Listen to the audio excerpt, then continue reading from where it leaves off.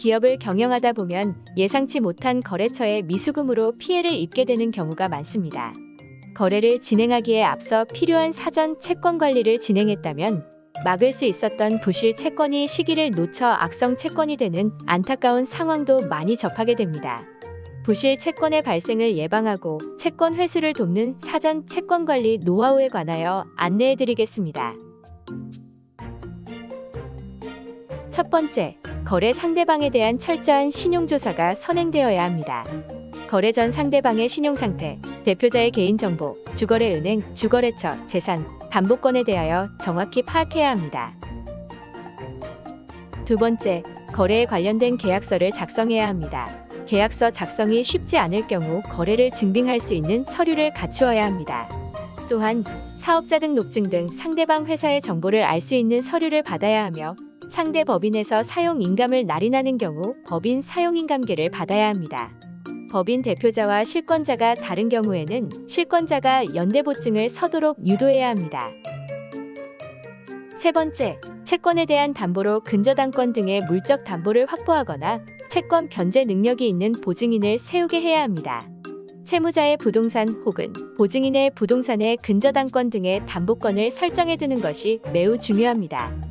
또한 부동산을 담보로 할 때에는 선순위권자와의 권리 관계 및 처분 제한 등기 여부를 살펴 담보로서의 가치가 있는지를 체크해야 손실을 막을 수 있습니다. 네 번째, 채권과 담보권이 무효화되지 않도록 관리해야 합니다.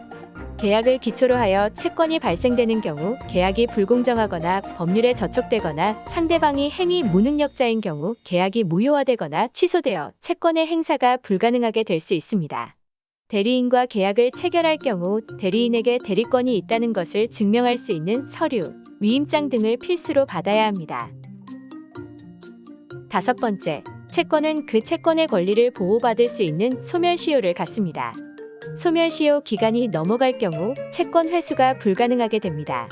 채권의 소멸시효를 정확히 파악하고 기간이 넘어가기 전에 소멸시효 연장 조치를 취해서 채권이 손실되지 않도록 주의해야 합니다.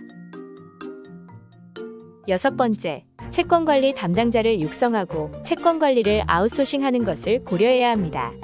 중소기업의 경우 대표자가 채권을 직접 관리하는 경우가 많은데 전문 지식의 부족으로 계약 당시 계약의 내용이나 형식에 문제가 있을 수 있습니다.